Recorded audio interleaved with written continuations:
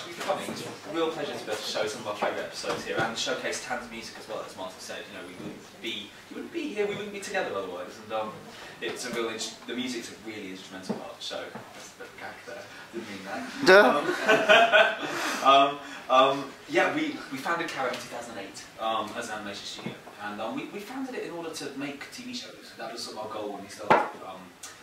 So whenever we had any downtime, we really focused on developing ideas. And I think that's because we knew that we wanted to do that. I think this helped us get to where we are now. But we developed about 10 ideas. Sarah was one of them. 10 ideas is a lot, but when there were 8 of us, in our core group, Sarah was one of them who back in the second. We weren't being quite too scattershot about it. You know, we had sort of, we teamed people up, and the ideas came from very genuine places. But I remember us going around distributors and broadcasters sort of pitching literally 10 ideas in an hour, which is not something probably advisable. But as I said, because they all came from genuine places rather than us just going, let's tick some boxes. We had some really nice ideas in there. Sarah and Duck rose to the top of it, which was really great. We pitched it at Channel 5 actually, a guy called Nick Wilson who was there, who left 3 weeks before we pitched at Cartoon Forum, but he gave us about a year's worth of real steering on the show, which was fantastic.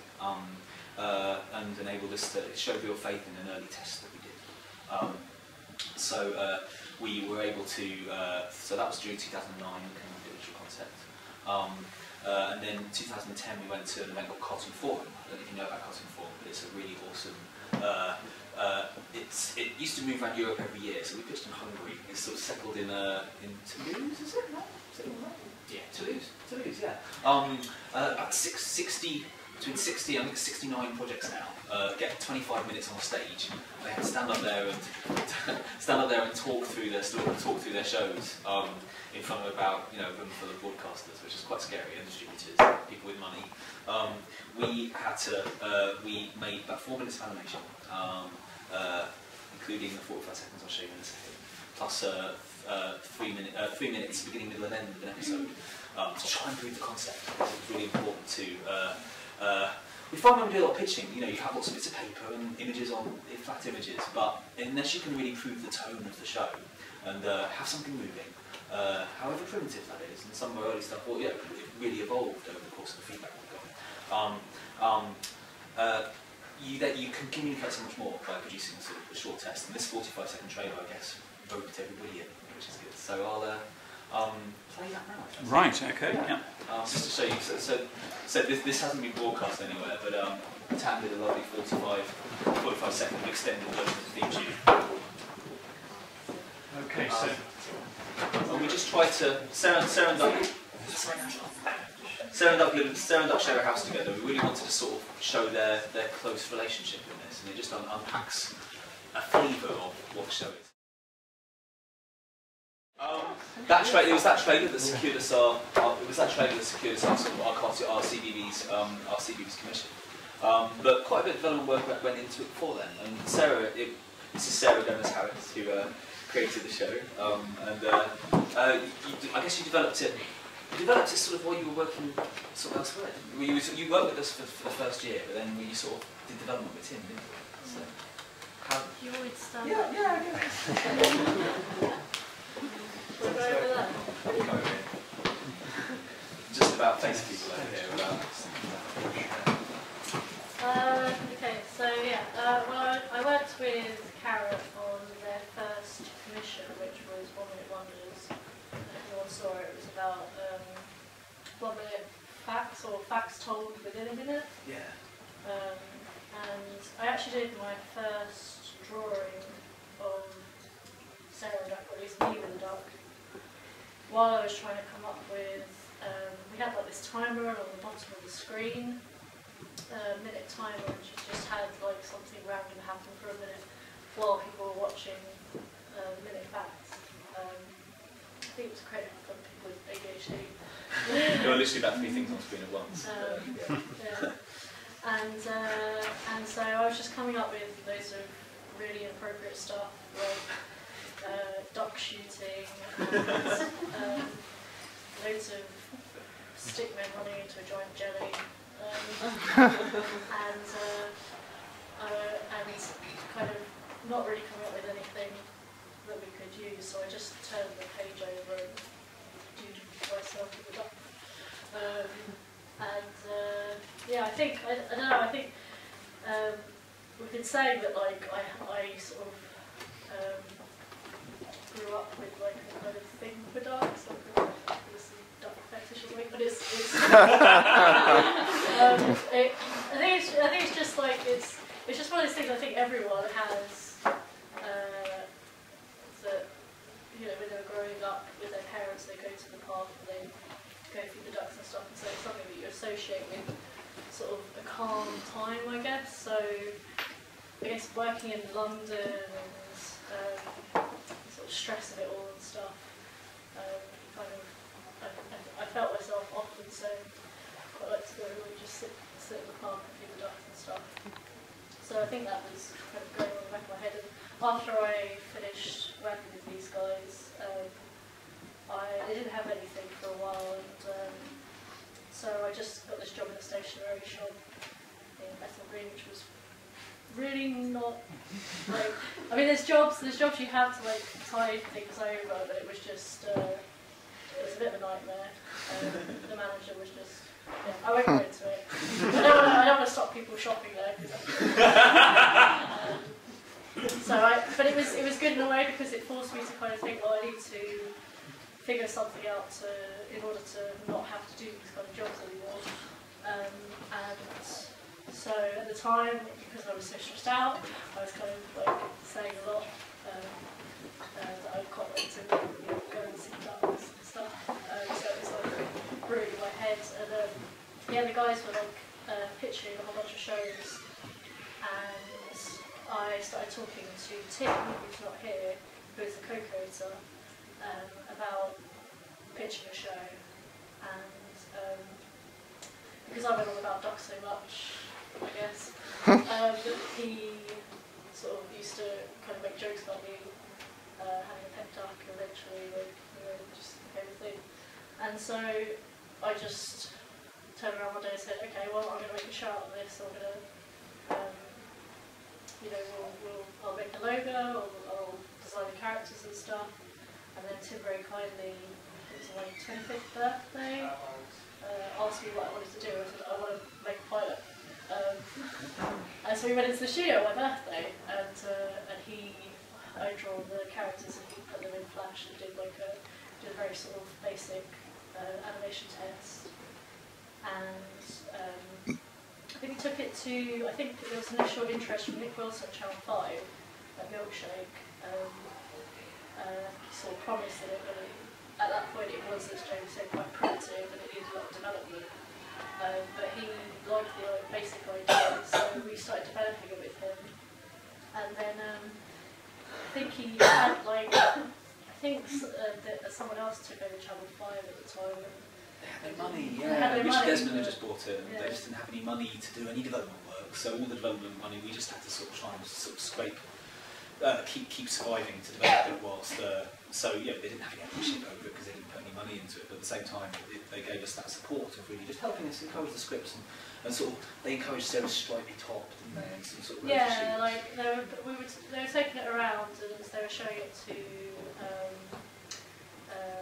distributors and licensees, and they were saying, well, duck's a toy, but Sarah probably needs feeding up a bit or something. She was quite scrawny. She was quite wonky. Yeah.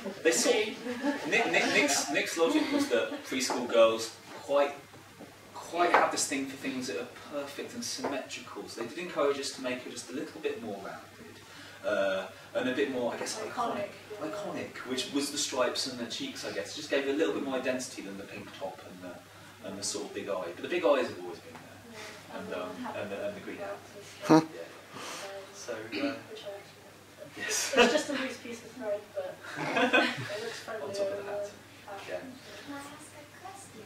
When someone like Guy Nick in Channel 5, when they're helping you, are they hoping that it's going to come to them? I mean, how Of much? course, yeah. No, I think we'd have loved to work with Nick at Channel 5. I think I think the idea was that he would put it on the yeah.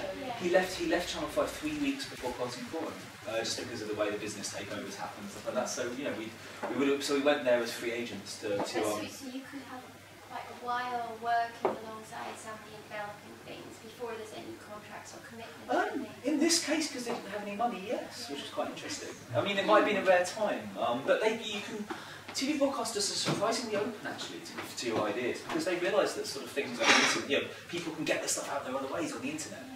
They're actually a little bit sort of, they're savvy enough to know they should be looking at what people are developing, which is really good. And yeah, they look at stuff and give you advice before anything's signed, because you know that makes it all maybe too official at that point, but before it's ready. But they were able to give lots of good advice. We showed things to CBeebies in the early days, and they gave us really great advice that led to this one as well. So it was all a part of the process, really. Yeah, I mean, the guys were pitching another show to CBBC, and they were really involved with that, and they were constantly offering feedback in the direction and supporting it. And then they took the show to another broadcaster, and they kind of steered it in a different direction. There was just, yeah, you can get straight off. The great thing was that Sarah made a test. We made a little animation test that proved it, and I think Sarah did not get steered off course, which is fantastic. So you can get great relationships like that, and maybe ones that don't quite go in that direction, but most importantly, they are open to it, which is great.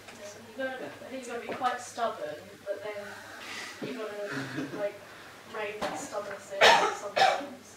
It's quite difficult. But yeah, it's good to not just sort of bend over backwards with people and take all of the suggestions on board. The lovely thing I think we're proudest of with the series is that you guys, you and Ben, with Tim's script editing series 1, wrote all 40 episodes. That doesn't happen very often. A round of applause for that. And I think it's that gives it the strength of voice the show has. Tam scored all 40 episodes, you know, the team of animators in Elephant and Castle, 8 of them animated across all 40. It was a very, very small team that's given it that consistency and helped it stay as close to the vision as possible. Kate Baker, as I said, actually has 3 minutes of footage that we pitched it with, and we didn't have to change it because it was really happily people bought into what we pitched, which was lovely. Yeah, it was nice. I mean, it's the scariest experience I think all of our lives. Before we went to Casting Forum, we were working right up until like I think 2 or 3 a.m. Before we got our flight there to Hungary. It was about 120 slides, wasn't there, we had? Yeah. Our bits well. And I was just like finishing off artwork, and then like we got. I think it's like they say that like 3 hours, like you do your sleeping in threes, and we had like just like okay, I'll do 3 hours, and then like I'll find another 3 hours at the other end. But then as soon as we got there, we had to rehearse our pitch with our chair lady. Teresa Plummer-Andrews, she was head of BBC Children for many years, and she knows her own mind, and it's quite tells you what she thinks. Yeah, she told us what she thought, because we had no time to rehearse. And I've just about, because I was first, I just about managed to get through. We did like a comic, kind of animatic type thing, I guess. Talk through how the show came about. I just about got through that, but I was really tired, so I was speaking really slowly. And then the guys we couldn't do it because we just had no time to rehearse it. So she just stopped us halfway through and said, "Guys, stop! If you do this on the day, you walk out." So we just like rehearsed over and over again the whole week, and we were pitching on the Friday, so we had 5 days until our pitch, until our pitch. Yeah. And then on Friday we did it, and yeah, just afterwards everyone just like rushed forward. It was actually quite scary. And like one person was like coming up, like, wiping their eyes. It was okay, you did a good job. We had prepared the structure of what we wanted to say, but because everyone had been a bit ill, getting the pictures together, we got all the pictures we wanted. But we just hadn't had time to sit down and rehearse it out loud, had we? So what we actually ended up doing was scripting all 25 minutes of it. Because we had 120 pictures on the wall and lots of clips, people were looking up there and not at us, so we were able to sort of script the whole thing, which was great. And that gave us more confidence, because it meant we weren't umming and erring about what we were saying. So. I mean, there were a lot of pictures out there where people were saying, oh well, we're just took up, just doing naturally and stuff. But people were kind of stuttering a lot and pausing, and you could tell that they were, because it isn't a hugely nerve-wracking thing. You invest all this money to go there, all this time in your show, and if you're not prepared and sticking to what you need to, if you can actually get out there and do it and have the charisma, then fair enough. But everything else we watched, even the people that said they were going to do it, just improvise. Some of them weren't reading from things. So I mean, a couple of people said that we were one of the most organised, which is nice, considering we got told people would walk out. Yeah, so it was quite a terror. But yeah, if you're ever going to pitch, right, rehearse it in front of people. Aloud, because it's very easy to imagine it in your head, but when you say it out loud. And I guess, so then we got the 40-episode series. So we started production, that was 2010. BBC had real faith in this, which is fantastic, based on that presentation. And let us make something, which was amazing. I mean, we don't get the whole budget from them, it's amazing from sort of private investors and things to try and get to that point. But it meant we were able to start from pitching in 2010, September, we were able to start in 2012, January, February. And this is the second, we got a second, I thought we showed the second episode that we ever made. It's one of the earliest ideas you had as well, isn't it? So like independence. Yeah, I just really like the idea of duck dressing up as another kind of duck. Also, I mean, penguins are pretty funny. If it hadn't been a show about a duck, it would have been a show about a penguin. Penguin does it quite well. So. Yeah, because like that kid has he plays a tuba. I don't know if anyone's seen the Oliver Jeffers book. But actually, like Sarah had a tuba when we were developing it already. So yeah, it's pure. It's just the thing of a kid having an enormous instrument. So. But this is the second one we made. We started up. We had a team of like 4 animators per production over 3 weeks. Design team for sort of 3 weeks. Art director for 2 or 3 weeks. Before that, so it sort of goes through departments. But we did this one sort of over a slightly extended time with maybe 2 or 3 animators. 2 or 3 or 4. Yeah, just a smaller team this time. We were still gearing up for that one. We're just gearing up for it, so this really helped us. And then what's nice about Sarah and Duck is that Sarah and Duck can carry the show by themselves. It wasn't until episode 30 that we were able to cut between Sarah and Duck in different places for an extended period of time, which was really cool because the lead characters are bland. They carry the momentum and storytelling of the show, and that's something that I think is really crucial to the likability of the show. So yeah. let's show you one, because you might not have all seen one. So let's show Sarah, Duck and the Penguins, if that's okay. Is there a menu on this? Yeah, there is. But it's on episode 2, so that's okay. Okay, Light Man, do you mind being on?